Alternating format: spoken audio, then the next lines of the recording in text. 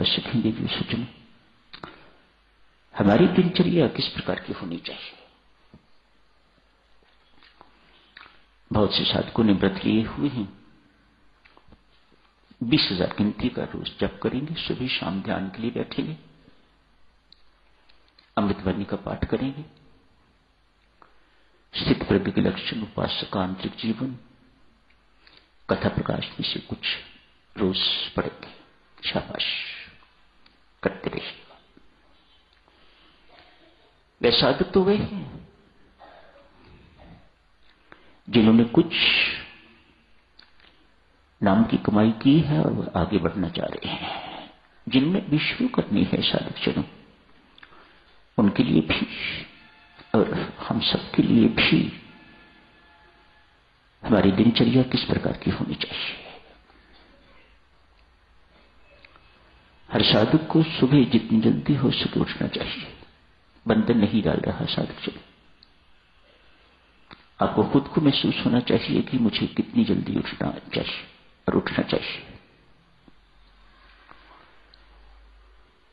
शास्त्र ब्रह्म मुहूर्त में उठने के लिए कहता है।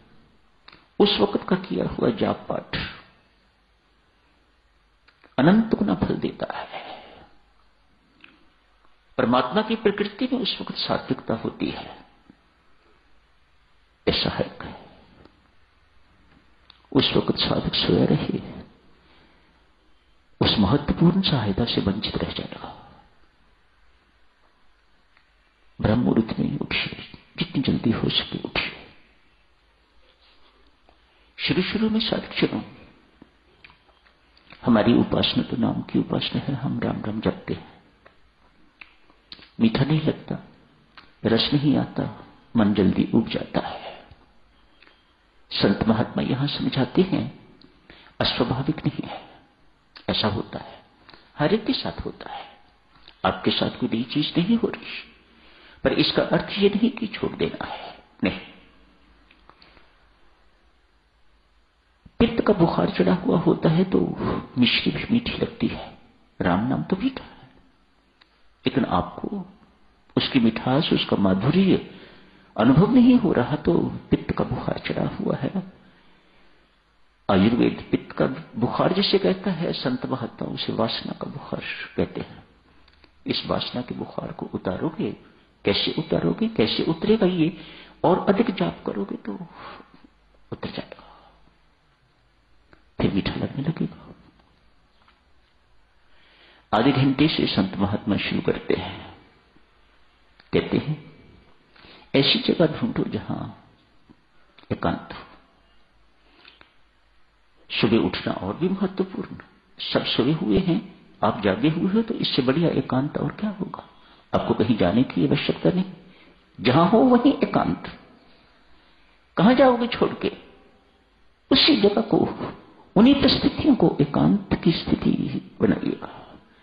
सब सोए हुए हैं, उठो, आधा घंटा जप करो, राम राम जपो, शांत भाव से पुकारो उस परमात्मा को, प्रेम पूर्वक पुकारो। उस वक्त स्वयं परमात्मा के आपकी बात सुनने वाला कोई नहीं। क्या चाहिए आपको? सुनने वाला है, जिसे सुनाना है, जिसे सुना रहे हो। आधा घंटा जप करो। जब करते करते ही 15 मिनट के लिए ध्यान में सीप कर जाओ, प्रवेश कर जाओ। 15 मिनट। जब आप धीरे धीरे आधे घंटे से 1 घंटा भी बढ़ा सकते हो, लेकिन ध्यान की अवधि इतनी ही रखो, 15 मिनट। बढ़ती बढ़ती 20 मिनट, और ज्यादा बढ़ाएं तो आधा घंटा। 15 मिनट रखो, बहुत अच्छी रहती है। 15 मिनट के ध्यान में बैठो। क्या करना है उस वक्त? परमात्मा के गुणों को याद करना है। देखो 15 मिनट कैसे व्यतीत हो जाएंगे। तो सच्चिदानंद घन परमात्मा है। तेरा लाख लाख धन्यवाद परमात्मा। मैं कभी जिंदगी में पहले 4 बजे नहीं उठा था, तूने कृपा करके मुझे उठा दिया। मैंने राम राम कभी नहीं जपा था। इस मांस के लोथड़े को अच्छा बोलना कभी आया ही नहीं। आज राम राम जपा है। सर्वोच्च काम सर्वोत्तम काम आज किया है। ये तेरी कृपा का प्रतिफल है परमात्मा, तेरा लाख लाख धन्यवाद। तेरी वाह वाह, वाह राम, वाह वाह राम, वाह। इन्हीं बातों में तो मिनट व्यतीत हो जाएंगे। सच्चिदानंद घन परमात्मा, सर्व अंतर्यामी परमात्मा तो सबके हृदय में विराजमान है, मेरे हृदय में भी तो विराजमान है।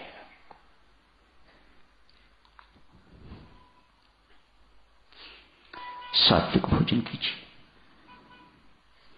कम नहीं खाना, ज्यादा नहीं खाना। मोटी मोटी बातें आपकी सेवा में अर्ज की जा रही हैं। दिनचर्या हमारी किस प्रकार की होनी चाहिए? भोजन सात्विक हो, जीवन में सात्विकता बनी रहेगी। अधिक नहीं खाना, कम नहीं खाना, सात्विक भोजन कीजिएगा। इस सारे के सारे संसार को परमात्मा का साकार रूप मानो, ये सत्य है।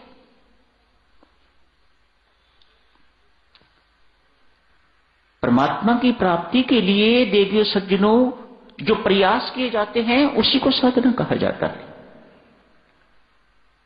हम सब प्रयास कर रहे हैं, पहले जप, फिर ध्यान, फिर सात्विक भोजन, चौथी बात इस संसार को परमात्मा का साकार रूप मानिएगा। संसार सेवा स्थली है, यहां सेवा करके तो अपने कर्मों का ऋण चुकाने के लिए आए हुए हैं। मत भूलिएगा इन शब्दों को। पुत्र को पालते हो, किसी का कुछ करते हो, किसका कुछ करते हो, किसका कुछ करते हो, कोई एहसान नहीं कर रहे, अपने किए हुए कर्मों का ऋण चुका रहे हो। एक साधक को ऐसा समझना चाहिए। सेवा कीजिएगा, प्रेम पूर्वक व्यवहार कीजिएगा, प्रेम पूर्वक बर्ताव कीजिएगा सबके साथ।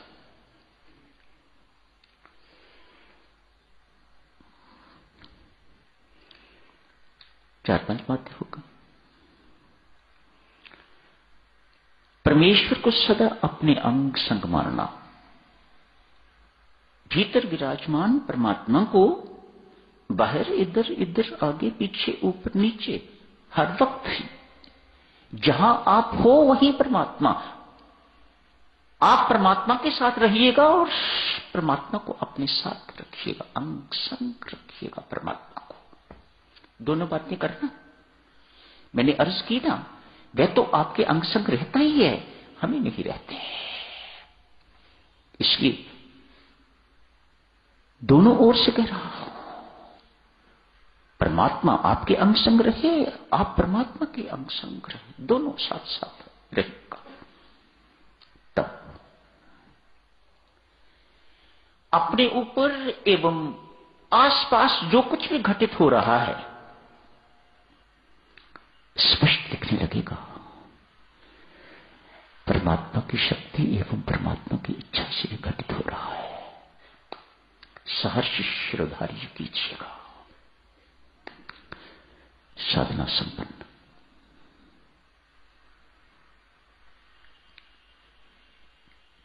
छोटी छोटी बातों में बहुत कुछ कहा गया है।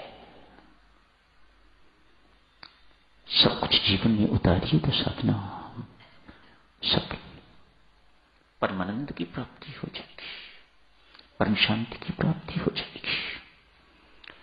आपके अंदर